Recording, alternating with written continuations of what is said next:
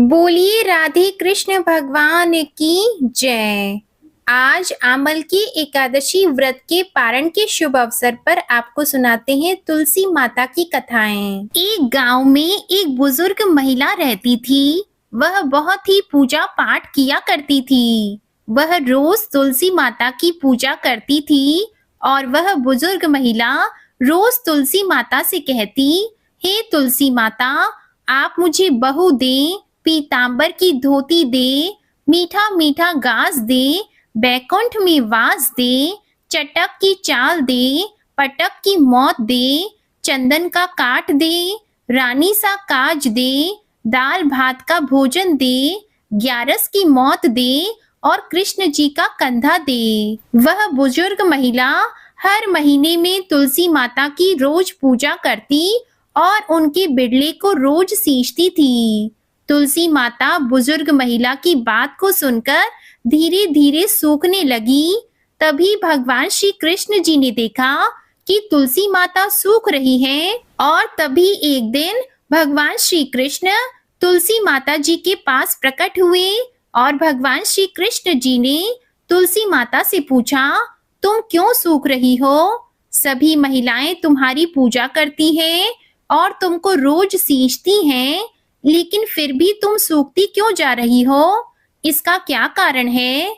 जिसके बाद तुलसी माता ने भगवान श्री कृष्ण जी से कहा कि हे प्रभु, एक बुजुर्ग महिला मेरे पास रोज आती है और रोज एक ही बात कहती है, हे तुलसी माता, सत की दाता, मैं तेरा बिड़ला सींचती हूँ, आप मुझे बहू दे, पीतांबर की धोती दे, मीठा मीठा घास दे, बैकुंठ में वास दे, चटक की चाल दे, पटक की मौत दे, चंदन का काट दे, रानी सा राज दे, दाल भात का भोजन दे, ग्यारस की मौत दे और कृष्ण जी का कंधा दे।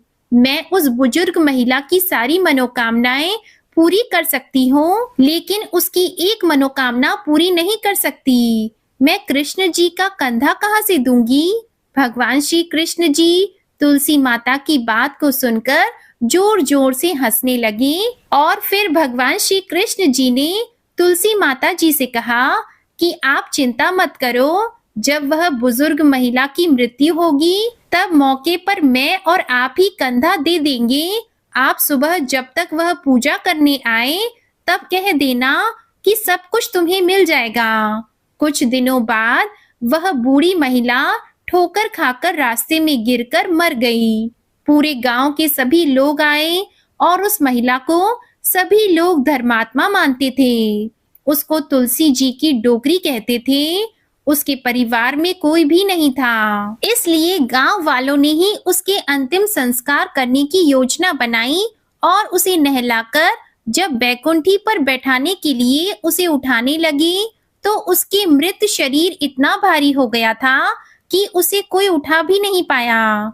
यह सब देखकर वहां के सभी लोग तरह तरह की बातें करने लगे और कहने लगे कि ये इतना पूजा पाठ करती थी, हर समय माला फेरती थी, इसलिए यह इतनी भारी हो गई है। वहीं पूरे गांव में यह चर्चा होने लगी कि डोकरी माई कोई भक्ति नहीं करती थी, यह छल कपट करती थी। हम जिसे धर्मात्मा समझते थे वह पापी है जो कि किसी से भी नहीं उठ पा रही। यह इसके कर्मों की सजा है। इधर भगवान ने सोचा कि मेरे भक्तों की निंदा हो रही है, इसलिए भगवान ने बूढ़े ब्राह्मण का वेश धारण करके वहां पर आए और वहां पर इकट्ठा हुए लोगों से पूछने लगे कि यहाँ पर इतनी भीड़ क्यों लगी है। तब सभी लोग कहने लगे कि यह डोकरी माई मर गई है और पाप इतना था कि जिससे यह उठ भी नहीं पा रही। सब उठा उठा कर थक गए। तब ब्राह्मण ने कहा कि मुझे एक बार डोकरी के कानों में कुछ कहने दो, फिर वह देखो कैसे उठती है। तो सभी लोगों ने कहा कि आप भी प्रयास करके देख लो। तब भगवान ने उस बूढ़ी महिला के कानों में कहा कि हे डोकरी माई, देखो मैं आ गया। और जो डोकरी पूजा करते समय शब्द कहती थी वह शब्द उसके कानों में कहने लगे, तू बिड़ला सींच तेरा, मैं करूं निस्तारा मेरा, डोकरी माई बहू ले, बेटी ले, पोता ले, लड्डू ले, पीतांबर की धोती ले, गहना ले, घी का घड़ा ले, मीठा मीठा खीर और पूड़ी ले, दाल भात का भोजन ले, धन दौलत ले, बेटा पोता को काम ले, तुलसी को पत्ता ले, मुंह में गंगा जल ले, 11 को दिन ले, चंदन को दाग ले, श्री कृष्ण जी का कंधा ले। इतना सुनते ही डोकरी माई हल्की हो गई। भगवान श्री कृष्ण ने कहा, आओ और उसको उठाओ। भगवान ने हाथ लगाया और डोकरी उठ गई। सबको बड़ा ही आश्चर्य हुआ। उसे खूब धूमधाम से ले जाया गया। भगवान उसे अपने कंधे पर ले गए।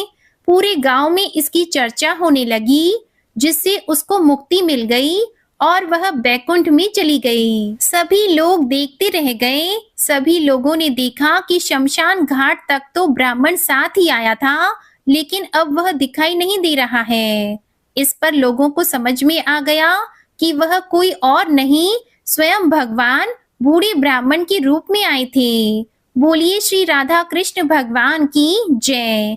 बोलिए श्री तुलसी शालिग्राम जी की जय। अब तुलसी माता की दूसरी कथा को सुनते हैं। एक कुटुंब में ननद तथा भाभी साथ रहती थी। ननद का विवाह अभी तक नहीं हुआ था।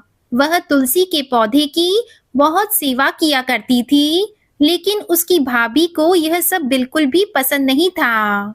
जब कभी उसकी भाभी को अत्यधिक क्रोध आता, तब वह उसे ताना देते हुए कहती कि जब तुम्हारा विवाह होगा तो मैं तुलसी ही बारातियों को खाने को दूंगी और तुम्हारे दहेज में भी तुलसी ही दूंगी। कुछ समय बीत जाने के बाद ननद का विवाह पक्का हुआ। विवाह के दिन भाभी ने अपनी कथनी के अनुसार बारातियों के सामने तुलसी का गमला फोड़ दिया और खाने के लिए कहा। तुलसी की कृपा से वह फूटा हुआ गमला अनेकों स्वादिष्ट पकवानों में बदल गया। भाभी ने गहनों के नाम पर तुलसी की मंजरी से बने गहने उसे पहना दिए। वह भी सुंदर सोने जवाहरात में बदल गए। भाभी ने वस्त्रों के स्थान पर तुलसी का जनेऊ रख दिया। वह रेशमी तथा सुंदर वस्त्रों में बदल गया। ननद की ससुराल में उसके दहेज की बहुत ज्यादा प्रशंसा की गई। यह बात भाभी के कानों तक भी पहुंची। उसे बड़ा ही आश्चर्य हुआ। उसे अब तुलसी माता की पूजा का महत्व समझ में आ गया। भाभी की एक लड़की थी। वह अपनी लड़की से कहने लगी कि तुम भी बुआ की तरह तुलसी की सेवा किया करो, तुम्हें भी बुआ की तरह फल मिलेगा। वह जबरदस्ती अपनी बेटी से सेवा करने को कहती, लेकिन लड़की का मन तुलसी सेवा में नहीं लगता था। लड़की के बड़े होने पर उसके विवाह का समय आता है, तब भाभी सोचती है कि जैसा व्यवहार मैंने अपनी ननद के साथ किया था, वैसा ही मैं अपनी लड़की के साथ भी करती हूँ, तो यह भी गहनों से लद जाएगी और बारातियों को खाने में पकवान मिलेंगे। ससुराल में इसे भी बहुत इज्जत मिलेगी। यह सोचकर वह बारातियों के सामने तुलसी का गमला फोड़ देती है, लेकिन इस बार गमले की मिट्टी मिट्टी ही रहती है। मंजरी और पत्ते भी अपने रूप में ही रहते हैं। जनेऊ भी अपना रूप नहीं बदलता। सभी लोगों तथा बारातियों द्वारा भाभी की बुराई की जाती है। लड़की के ससुराल वाले भी लड़की की बुराई करते हैं। भाभी कभी ननद को नहीं बुलाती थी। भाई ने सोचा कि मैं बहन से मिलकर आता हूँ। उसने अपनी पत्नी से कहा और कुछ उपहार बहन के पास ले जाने की बात कही। तो भाभी ने थैले में ज्वार भरकर कहा कि और कुछ नहीं है, आप यही ले जाओ। वह दुखी मन से बहन के पास चल दिया। वह सोचता रहा कि कोई भाई अपनी बहन के घर ज्वार कैसे ले जा सकता है। यह सोचकर वह एक गौशाला के पास रुका और ज्वार का थैला गाय के सामने पलट दिया। तभी गाय पालने वाले ने कहा कि आप गाय के सामने हीरे मोती तथा सोना क्यों डाल रहे हो। यह देखकर भाई को बड़ा ही आश्चर्य हुआ और उसने सभी हीरे मोती तथा सोना वापस अपने थैले में रख लिया। भाई ने सारी बात अपनी बहन को बताई और बड़ी खुशी खुशी उसने सारे हीरे मोती और जेवर अपनी बहन को दे दिए। दोनों भाई बहन एक दूसरे को देखकर अत्यंत प्रसन्न हुए। हे तुलसी माता, जैसी कृपा आपने ननद पर की, ऐसी ही कृपा सभी पर करना। बोलिए श्री तुलसी शालिग्राम जी की जय। बोलिए श्री लक्ष्मी नारायण भगवान की जय। आपको ये कथाएं पसंद आए तो इस वीडियो को लाइक करके चैनल को जरूर सब्सक्राइब कीजिएगा और बेल आइकन भी प्रेस कीजिएगा। साथ ही कमेंट में राधे कृष्ण भगवान की जय भी लिखिएगा।